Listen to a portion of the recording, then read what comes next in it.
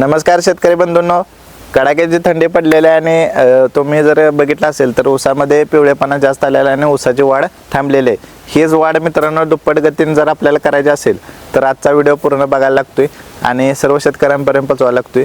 जे नवीन चॅनल बघणार आहेत त्यांना सुद्धा विनंती आहे की सर्वांनी चॅनल सबस्क्राइब करा, लाईक करा आणि सर्व शेतकऱ्यांपर्यंत पोहोचवा। नमस्कार मित्रांनो, माझ्या शेवाळ चॅनलमध्ये पुन्हा एकदा आपलं सहर्ष स्वागत आहे। मी आपला लाडका शुभम पवार आपल्यासाठी आज विषय घेऊन आलेला आहे। थंडीमध्ये आज जर ऊसाची वाढ आपली खुंटली असेल तर ती वाढ आहे त्या गतीपेक्षा दुप्पट गतीने कशी करायची आणि पानं पिवळी होण्यापासून कशी वाचवायची ह्या विषयी आज आपण बोलणार आहोत। तर सगळ्यात पहिल्यांदा मित्रांनो एक गोष्ट सगळ्यात महत्त्वाची आहे की जमिनीमध्ये हवा खेळत नाही। थंडीमध्ये काय होतं की कडाक्याची थंडी असले आणि आपलं जे पाणी वारंवार देणं असतं त्यामुळे काय होतं जमिनीमध्ये हवा खेळायची बंद होते आणि परिणामी मुळ्या गार पडतात आणि मुळ्याची वाढ थांबते, मुळ्या वाढत नाहीत आणि त्यामुळे जे अन्नद्रव्य घेण्याची क्षमता आहे मुळांची ती कमी होते आणि बऱ्यापैकी अशी पानं रुंदीला कमी होतात आणि ताट होतात। हे जर आता मागं तुम्ही बघितलं असेल तर कुठलंच पान तुम्हाला पडलेलं दिसत नाही, सगळे ताट पानं असणार आहेत। त्यामुळे काय होतंय की अन्नद्रव्यांची कमतरता असल्यामुळे ऊसाची वाढ खुंटते। तर मित्रांनो आता यासाठी काय करायचं आहे तर आता हा जर प्लॉट बघितला असेल तर 5 ते 6 कांड्याचा हा प्लॉट आहे। ह्याला महत्त्वाचं पहिलं गणित हे लक्षात घ्या तुम्ही की आता पाला सोलण्याची गरज आहे। वाळलेला पाला तुम्ही सोलून बाजूला काढला पाहिजे, ज्याच्यामुळे काय होईल की तुमच्या प्लॉटमध्ये एक हवा जे दुपारची वेळ असते 10 ते 4 पर्यंत ह्यामध्ये जे थोडीफार उष्ण हवा असते ही ऊसामध्ये किंवा जमिनीमध्ये फिरली जाईल आणि शेताचं तापमान जे आहे ते मेंटेन व्हायला तुमची मदत होईल। आता ह्याच्यामुळे काय होणार आहे की चांगला वापसा येईल, पाला जमिनीवर झाकल्यामुळे खाली जे जीवाणूंचं काम करण्याची ताकद आहे ते आपल्या मनाने वाढेल आणि जीवाणू काम करायला लागल्यामुळे अन्नद्रव्य जे आहेत ते पटपट ऊसाला मिळतील आणि ऊसाची वाढ चांगल्या पद्धतीने वाढेल। आता हा झाला सेंद्रिय उपाय पाला काढणे। आता दुसरा महत्त्वाचा मुद्दा आहे तो म्हणजे पाणी। थंडीमध्ये पाणी किती द्यावं ह्याला प्रमाण आहे। कमीत कमी पाणी जेवढं तुम्ही द्याल किंवा वापसा बघून पाणी दिलं पाहिजे हा महत्त्वाचा मुद्दा आहे। वापसा बघायला आपल्याला आलं पाहिजे आणि वापसा ज्यांनी बघितला आहे त्यांनी मग तो वापसा बघून जमीन जर वापशाला आली असेल तरच पाणी द्यायचं आहे।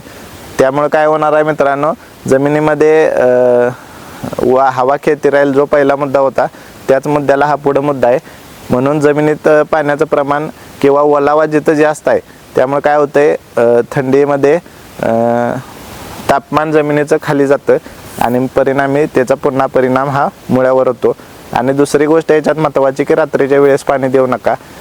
सकाळी 10 नंतर किंवा 9 ते 10 नंतर ते 2 वाजेपर्यंत 3 वाजेपर्यंत ह्या काळातच पाणी द्या, जेणेकरून जमिनीमध्ये उष्णता आणि गारवा ह्याचं संतुलन राहील आणि तुमच्या पिकावर त्याचा परिणाम होणार नाही। आणि आता तिसरा अतिशय महत्त्वाचा मुद्दा आहे जे आपण खते टाकतो किंवा अन्नद्रव्य आहेत याच्या कमतरतेमुळे ऊसावर कसा परिणाम होतो आणि रोगाला बळी कसं पडतं।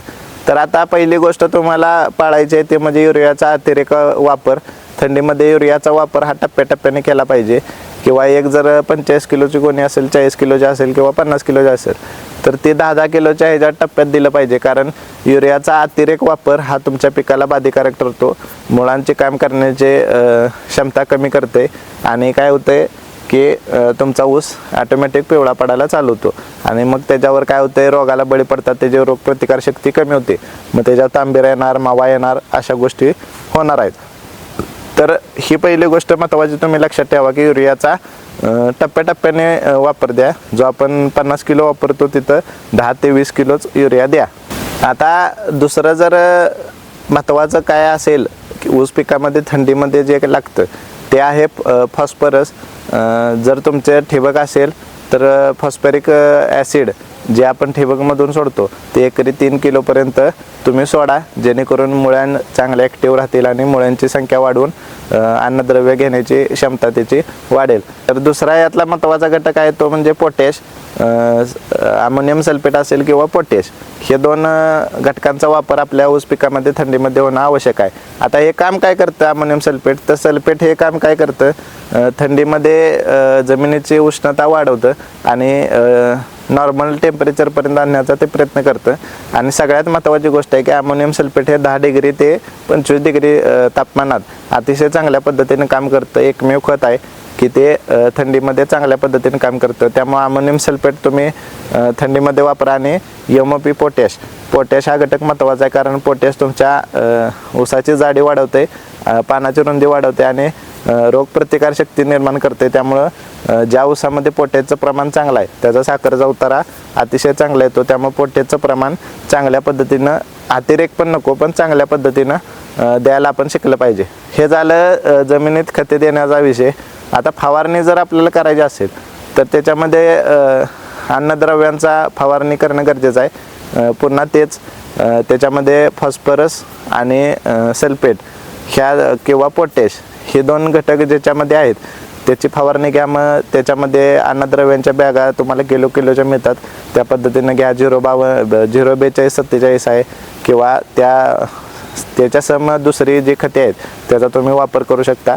फक्त महत्त्वाचं एवढंच लक्षात ठेवा की फॉस्फरस आणि पोटॅश, अमोनियम सल्फेट ह्या गोष्टी आपल्या ऊसाला मिळाल्या थंडीमध्ये. ऊसाचा पाला काढणे आणि पाण्याचं वापसा बघूनच पाणी देणे, या 3 गोष्टी मित्रांनो जर पाळल्या तर तुमचा ऊस पिवळा पडण्याचा संबंधच येत नाही. मागचा प्लॉट जर बघितला तर आता त्याची कमतरता जाणवायला चालू झालेली आहे. आता पाला काढणं गरजेचं आहे, कारण प्लॉटमध्ये हवाच खेळती राहत नाही, त्यामुळं गारवा जास्त राहतोय आणि त्यामुळं काय होतंय, आता पानं कडक झालेले आहेत आणि पानं राठ होऊन ती आता रोगाला बळी. आता ह्याच्यावर जर बघितलं तुम्ही तर तांबेऱ्यासारखी स्पॉट यायला लागलेले आहेत. ह्याच्यासाठी आता बुरशीनाशकाची फवारणी घेणं सुद्धा गरजेचं आहे. ज्यावेळी तुम्ही फॉस्फरस आणि याचे घेता त्यावेळी बुरशीनाशक त्याच्यामध्ये मिक्स करा. मग टॅपगॉर वगैरे बाजारामध्ये तुम्हाला भरपूर प्रमाणात बुरशीनाशक मिळतात वेगवेगळ्या कंपनीचे, त्यापैकी कोणतंही तुम्ही वापरा. त्यामुळे काय होईल की तुमचा तांबेरा आणि जे मध्ये रेड स्पॉट असतो पानाच्या तो कंट्रोल होण्यास मदत होईल. तर मित्रांनो आजची माहिती कशी वाटली हे कमेंट बॉक्समध्ये कळवा आणि कमेंटमध्ये नक्कीच चर्चा करूया आपण. तुम्हाला काय अडचणी असेल किंवा तुमच्या प्लॉटमध्ये काय अडचणी असतील तर मला कॉल करू शकता किंवा कमेंट बॉक्समध्ये प्रश्न विचारू शकता. तोपर्यंत आपण थांबूया. धन्यवाद.